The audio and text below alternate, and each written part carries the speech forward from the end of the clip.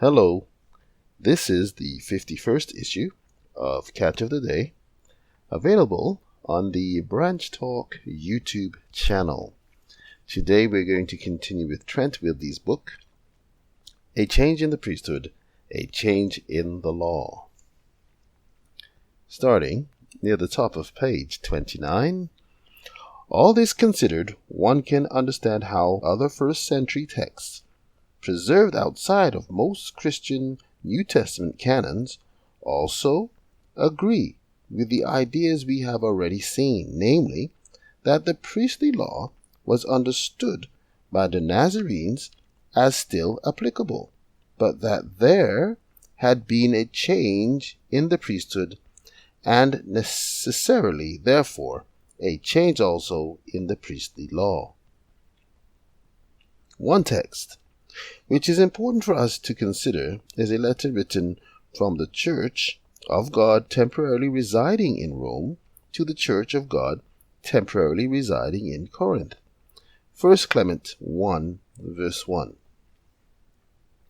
This letter was written during the latter part of the 1st century CE, and is commonly attributed to Clement of Rome, one of Paul's co-laborers in the Gospel, Philippians 4, verse 3, since he was the overseer of the Church of Rome at about the same time.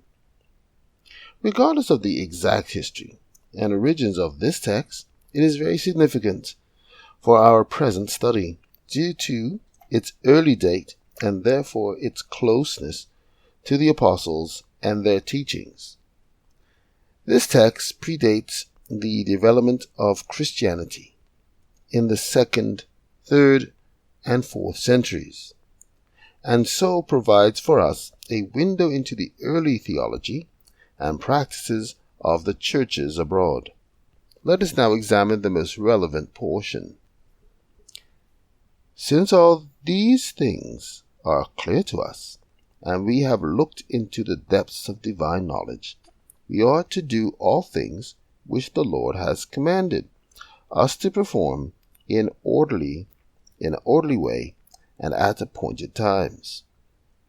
He has commanded the sacrificial offerings and liturgical rites to be carried out, and not carelessly or disorderly, but according to set times and hours. He himself has fixed, according to his surpassing counsel, where and by whom he desires them to be performed, in order that all things may be done in holy fashion, according to his good pleasure, and acceptable to his will. Those who make their offerings at the appointed times, therefore, are acceptable and blessed, for they err not, following the ordinances of the Lord. For the high priest has been allotted his proper ministrations, and to the priests their proper place has been assigned, and on the Levites their own duties are laid. The layman is bound by the lay ordinances, 1 Clement 40, 1-5, page 30. Footnote at the bottom of page 29, footnote number 33, the writing of which we are speaking, 1 Clement, was included as part of the New Testament in the important 5th century Codex Alexandrinus, as well as by Canon 85, the Apostolic Canons. Unmistakably, the 1st century churches were observing priestly activity as part of their regular everyday lives. The following chapters in this letter build upon the understanding that the priestly activities of the churches are patterned after the activities of the Levitical priesthood, with one being the shadow of the other. Another work known to be the didache, meaning the teaching, which is possibly even earlier, also contains some relevant data for our study.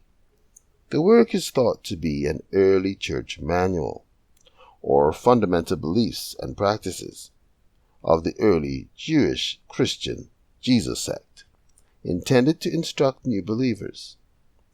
It was well known in the early centuries and is indisputably an incredibly important text to consider when investigating the early Nazarene community and their teachings. Every true prophet who desires to settle among you is worthy of his food. Likewise, a true teacher is worthy, as a workman, of his food. Accordingly, take all the firstfruits of the winepress, and of the harvest, and of cattle, and of the sheep, and give them to the prophets, for they are your high priests. But if you have not a prophet, give it to the poor.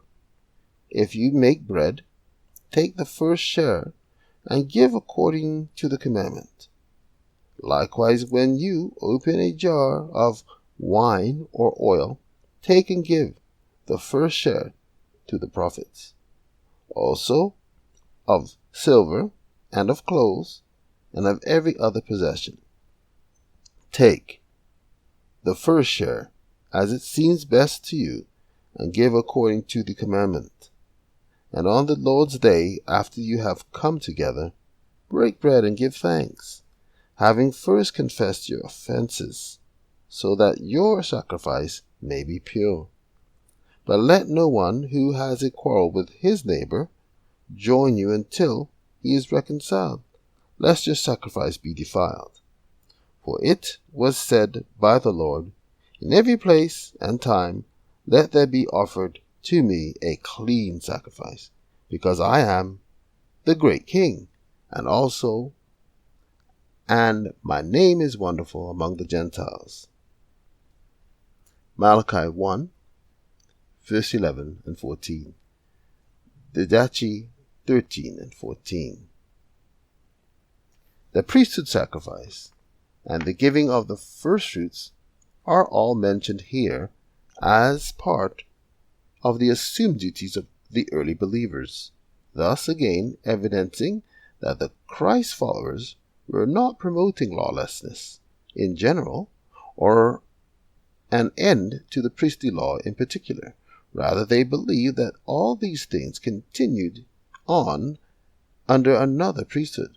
Quite clearly, the Lord's Supper is viewed as a sacrifice, and prophets are viewed as priests.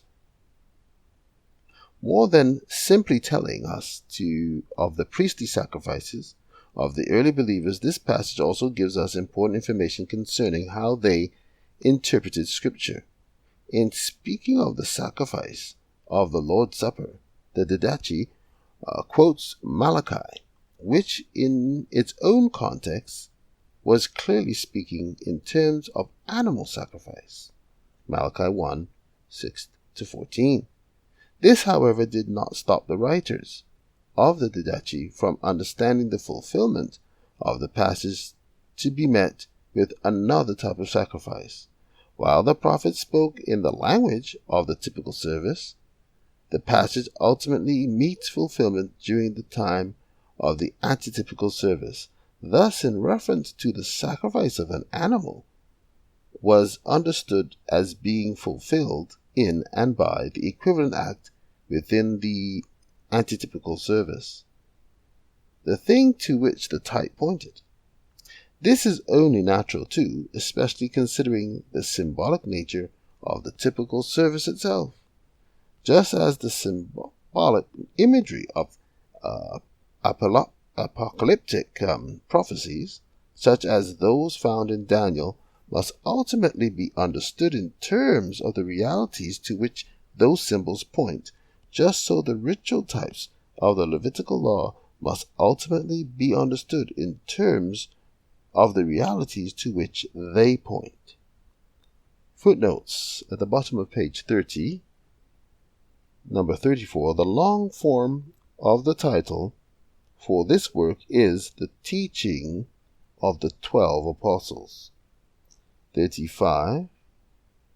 As Thomas O. Loughlin pointed out in Christian Origins, page 86, today there is a broad consensus that the original form of this document goes back to the middle of the 1st century. 2 other recent volumes, among others, which advocate this position are The Church in Antioch in the 1st century CE by M. Slee and The Gospel of Matthew's Dependence on the Didache by Alan Garrow. Footnote number 36.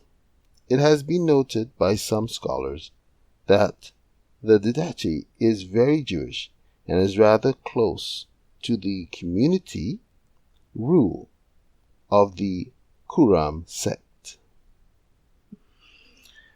Check all that out. Take care.